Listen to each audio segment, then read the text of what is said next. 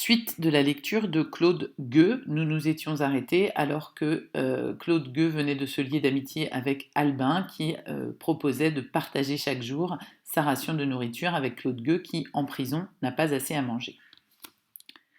Nous avons déjà parlé du directeur des ateliers. Cet homme, haï des prisonniers, était souvent obligé, pour se faire obéir d'eux, d'avoir recours à Claude Gueux, qui en était aimé. Dans plus d'une occasion, lorsqu'il s'était agi d'empêcher une rébellion ou un tumulte, l'autorité sans titre de Claude Gueux avait prêté main forte à l'autorité officielle du directeur. En effet, pour contenir les prisonniers, 10 paroles de Claude valaient 10 gendarmes. Claude avait maintes fois rendu ce service au directeur. Aussi le directeur le détestait-il cordialement. Il était jaloux de ce voleur. Il avait au fond du cœur une haine secrète, envieuse, implacable contre Claude, une haine de souverain de droit à souverain de fait, de pouvoir temporel à pouvoir spirituel. Ces haines-là sont les pires. Claude aimait beaucoup Albin et ne songeait pas au directeur. Un jour, un matin, au moment où les porte-clés transvasaient les prisonniers deux à deux du dortoir dans l'atelier, un guichetier appela Albin qui était à côté de Claude et le prévint que le directeur le demandait. « Que te veut-on » dit Claude. « Je ne sais pas » dit Albin. Le guichetier emmena Albin. La matinée se passa, Albin ne revint pas à l'atelier. Quand arriva l'heure du repas, Claude pensa qu'il retrouverait Albin au préau. Albin n'était pas au préau. On rentra dans l'atelier, Albin ne reparut pas dans l'atelier. La journée s'écoula ainsi.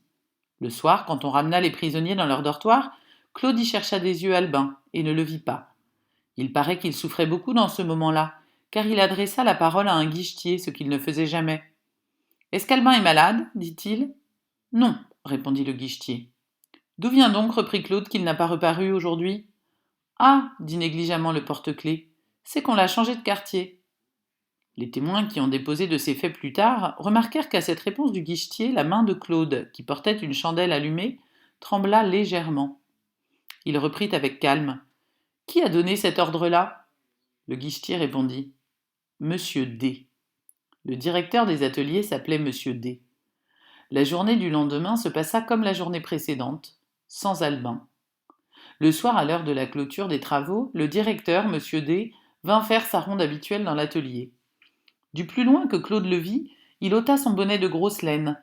Il boutonna sa veste grisée, triste livrée de Clairvaux, car il est de principe dans les prisons qu'une veste respectueusement boutonnée prévient favorablement les supérieurs, et il se tint debout, et son bonnet à la main, à l'entrée de son banc, attendant le passage du directeur.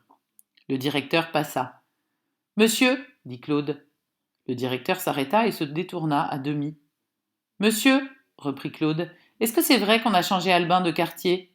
« Oui, » répondit le directeur. « Monsieur, » poursuivit Claude, « j'ai besoin d'Albin pour vivre. » Il ajouta. « Vous savez que je n'ai pas assez de quoi manger avec la ration de la maison, et qu'Albin partageait son pain avec moi. » C'était son affaire, dit le directeur. « Monsieur, est-ce qu'il n'y aurait pas moyen de faire remettre Albin dans le même quartier que moi ?»« Impossible, il y a décision prise. »« Par qui ?»« Par moi. »« Monsieur D, reprit Claude, c'est la vie ou la mort pour moi, et cela dépend de vous.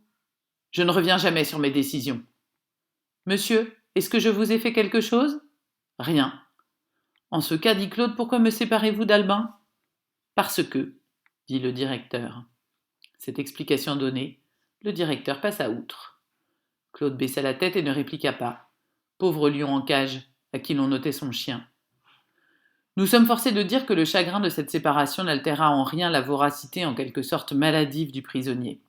Rien d'ailleurs ne parut sensiblement changé en lui. Il ne parlait d'Albin à aucun de ses camarades.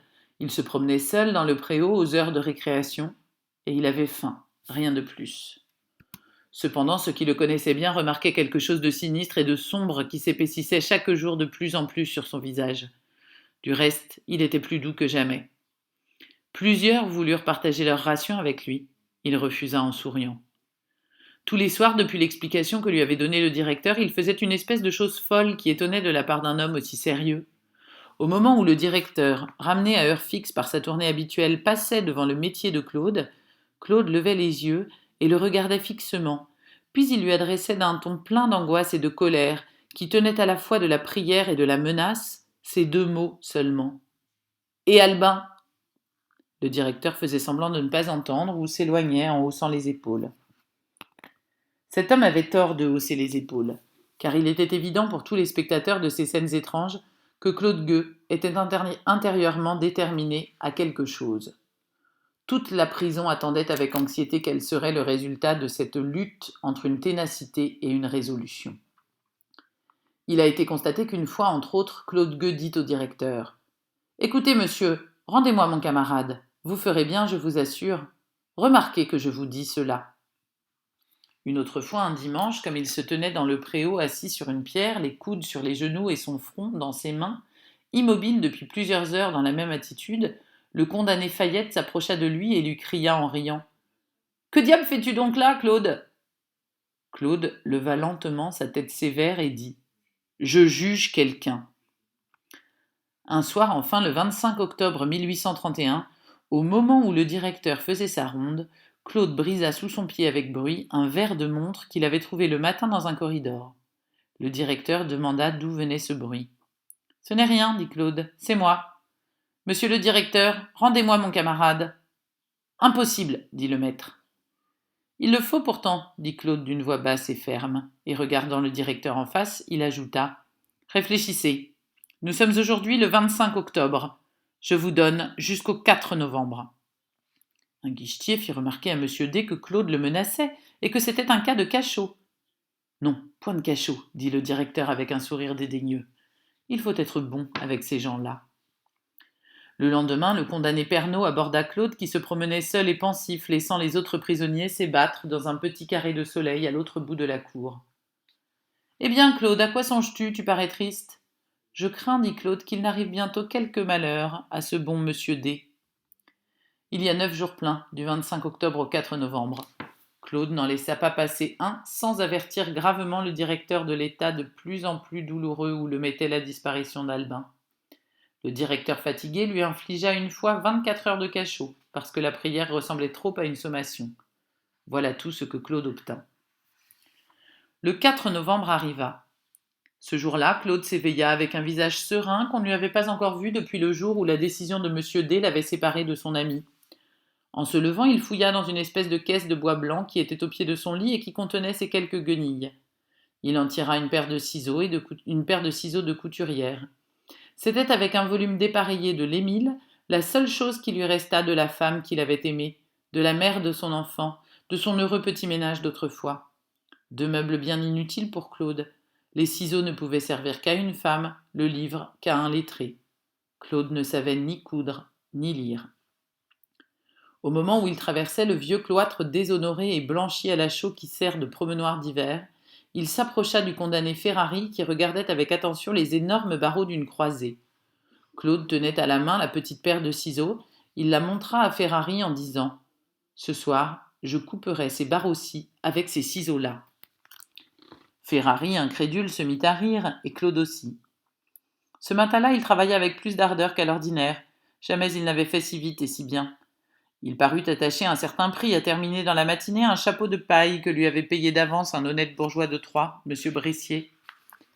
Un peu avant midi, il descendit sous un prétexte à l'atelier des menuisiers, situé au rez-de-chaussée au-dessous de l'étage où il travaillait. Claude était aimé là comme ailleurs, mais il y entrait rarement. Aussi. « Tiens, voilà Claude !» On l'entoura. Ce fut une fête. Claude jeta un coup d'œil rapide dans la salle. Pas un des surveillants n'y était. « Qui est-ce qui a une hache à me prêter ?» dit-il. « Pour quoi faire ?» lui demanda-t-on. Il répondit. « C'est pour tuer ce soir le directeur des ateliers. » On lui présenta plusieurs haches à choisir. Il prit la plus petite qui était fort tranchante, la cacha dans son pantalon et sortit. Il y avait là 27 prisonniers. Il ne leur avait pas recommandé le secret.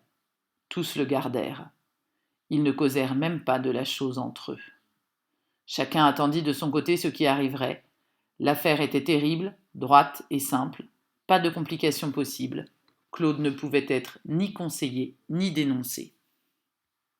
1 heure après, il aborda un jeune condamné de 16 ans qui bâillait dans le promenoir et lui conseilla d'apprendre à lire. En ce moment, le détenu Fayette accosta Claude et lui demanda ce que diable il cachait là dans son pantalon. Claude dit « C'est une hache pour tuer M. D ce soir. » Et il ajouta « Est-ce que cela se voit ?» Un peu, dit Fayette. Le reste de la journée fut à l'ordinaire. À 7 heures du soir, on renferma les prisonniers, chaque section dans l'atelier qui lui était assigné, et les surveillants sortirent des salles de travail, comme il paraît que c'est l'habitude, pour ne rentrer qu'après la ronde du directeur. Claude Gueux fut donc verrouillé comme les autres dans son atelier, avec ses compagnons de métier. Et nous lirons la suite la prochaine fois.